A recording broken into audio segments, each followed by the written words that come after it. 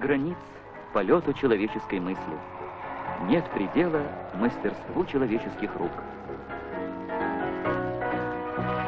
Социализм придал человеческому труду единственно разумную целенаправленность на благо всему обществу и каждой отдельной личности. Забота о человеке, росте его благосостояния и культуры лежит в основе всей политики Коммунистической партии Советского Союза и конкретно, наглядно проявляется в государственных планах экономического и социального развития страны, которые определяют всю нашу жизнь на очередное пятилетие.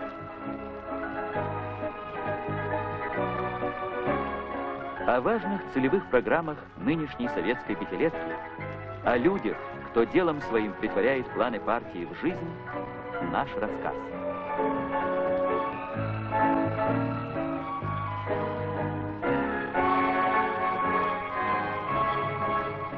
Север Западной Сибири.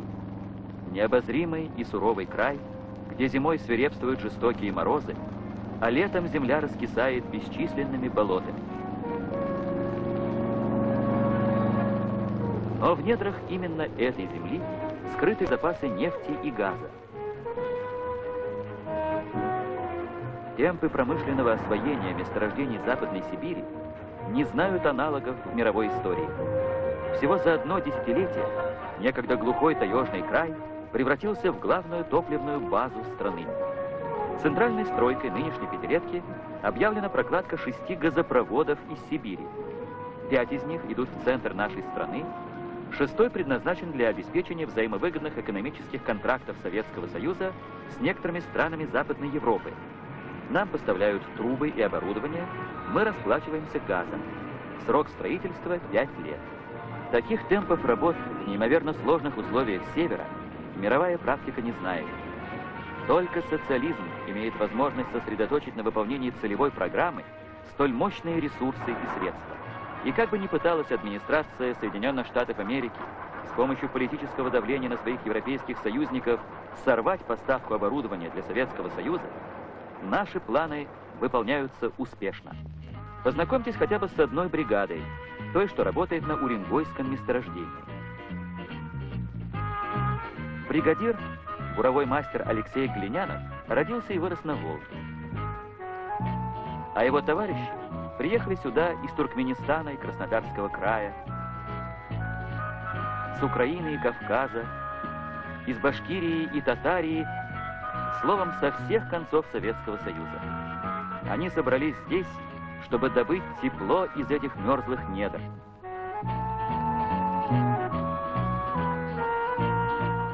Чтобы Север служил всей стране.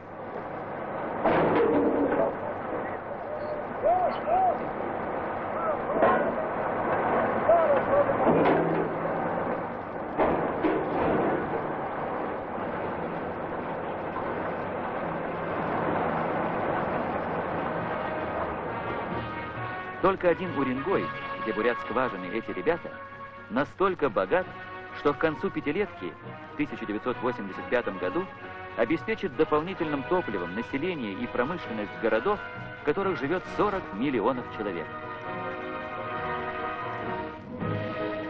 Придет тепло с далекого севера и на Украину, в Харьков, один из крупных центров советского тракторостроения. Наша партия разработала продовольственную программу СССР, которая определяет комплексное развитие сельского хозяйства страны на ближайшие десятилетия. Важная составная часть этой программы – ускоренное насыщение села всей необходимой техникой.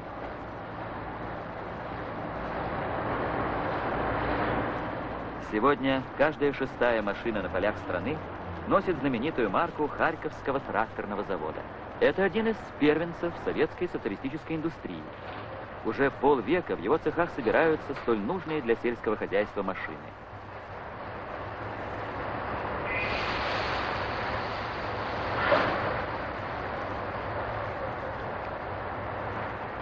В нынешней пятилетке с конвейера завода сошел 2-миллионный трактор.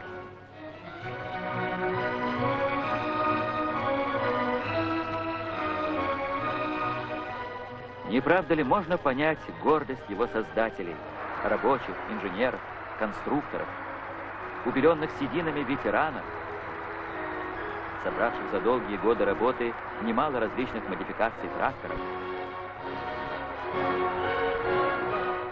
и молодых, кто, выпустив новую прекрасную машину, уже сегодня думает над тем, как сделать ее еще мощнее, еще надежнее, удобнее для людей. Такой, чтобы добрым словом вспомнили украинских мастеров и хлеборобы Кубани, и виноградари Грузии, и хлопкоробы солнечного Таджикистана.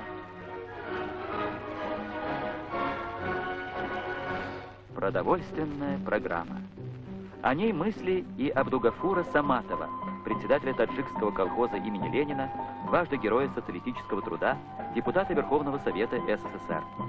В одном русле планы партии и думы старого земледельца, его упорные многолетние труды.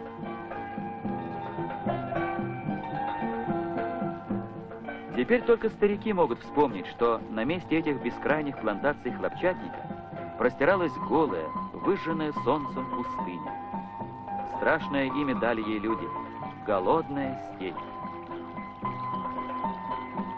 Когда в 1945 году Абдугафур Саматов вернулся с войны, он узнал, что маленький его сын умер от истощения. И он дал себе клятву сделать все для того, чтобы люди в родном кишлаке навсегда забыли о голоде, а безжизненные степи превратились в цветущий сад. Государство поддержало терзание молодого председателя, а люди пошли за ним, поверив в мечту.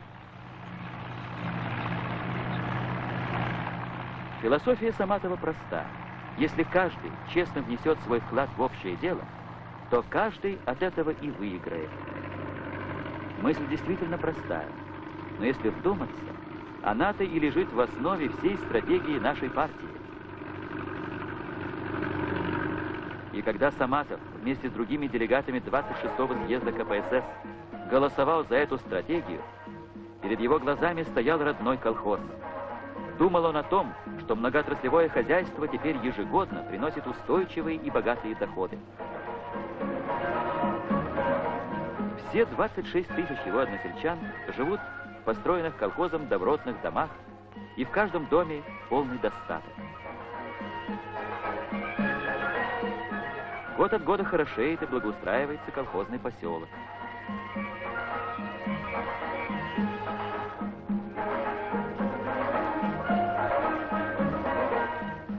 Есть теперь возможность обеспечить спокойную старость заслуженным ветеранам труда, а молодых послать учиться в институты и техникумы. Радуется сердце председателя тому, что много в колхозе играется свадеб.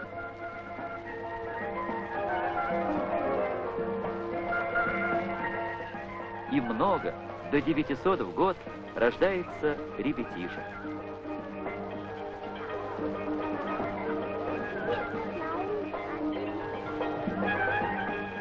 Приходится колхозу постоянно строить новые детские сады и новые школы.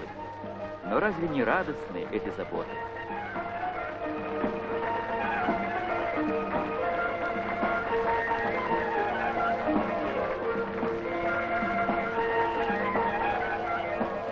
И разве не приятно сознавать, что каждый работник колхоза, получив оплаченный отпуск, может поехать на любой курорт страны?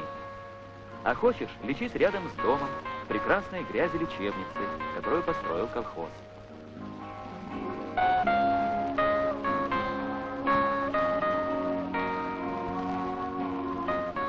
Да, жизнь этого колхоза и есть конкретное осуществление политики партии. Ведь там, где речь идет об условиях труда и быта людей, начинается для коммунистов самая серьезная политика. Этой политике и учит своих помощников Абдугафур Саматов, председатель колхоза, государственный человек. Все для блага людей, их счастья и благополучия. Это закон нашей жизни. Он определяет невиданный в мире размах жилищного строительства в нашей стране. 10 миллионов советских людей ежегодно справляют новоселье. Этим законом продиктована и постоянная забота государства о здоровье народа, самом ценном достоянии человека. Все стадионы и дворцы спорта у нас отданы в распоряжение мальчишек и девчонок, их родителей, словом, миллионов людей, для которых занятие физкультурой – лучший отдых после трудового дня.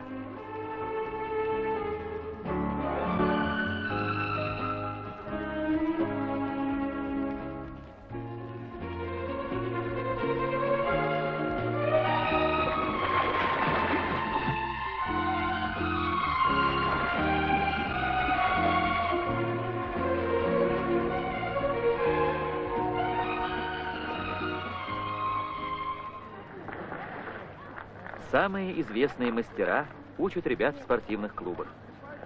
Может быть, кто-то из них станет и чемпионом, но это не самое главное. Важно, чтобы все они выросли смелыми, мужественными, здоровыми.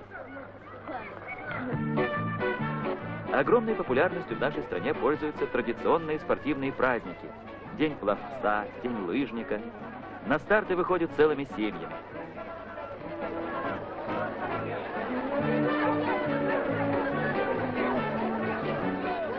И вот родился новый праздник – День бегуна.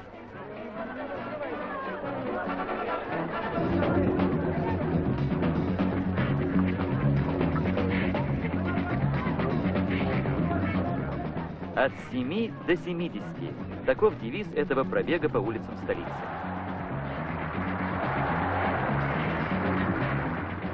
Впрочем, Михаилу Михайловичу Котлярову уже 78. А как видите, он не только преодолевает дистанцию в 14 километров вместе со всеми, но даже успевает при этом дать интервью журналистам.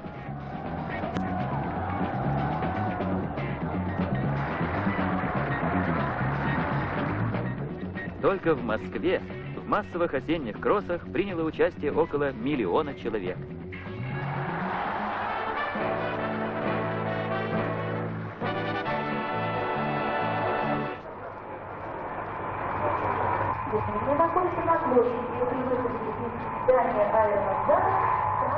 Развитие всех видов транспорта – одно из важных направлений пятилетнего плана. Не так давно на воздушные трассы вышел новый советский аэробус Ил-86, а уже миллионы людей в нашей стране и за рубежом успели оценить достоинство этого гиганта. За считанные часы он способен перенести на громадные расстояния свыше 300 пассажиров. Строители замечательного самолета живут и работают в русском городе Воронеже. Удивительно, сколько кропотливого и тонкого труда требуется для того, чтобы родилась, взмыла в небо гигантская машина, чтобы обеспечить людям комфорт, скорость, надежность.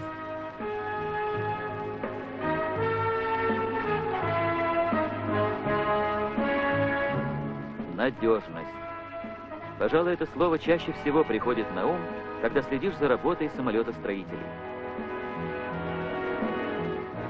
Надежность и высокая ответственность за качество каждой из десятков тысяч деталей, каждого соединения проводов, каждой заклепки. Иначе здесь работать нельзя. И это понимает каждый.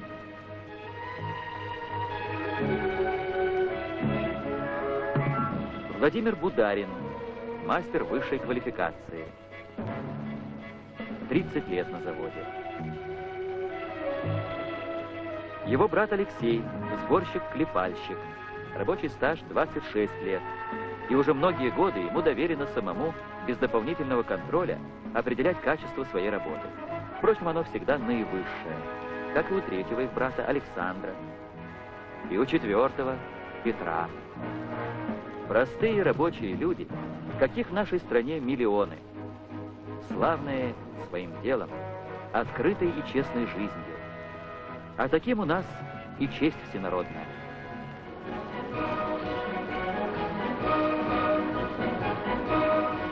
В день авиации весь завод выходит на праздник.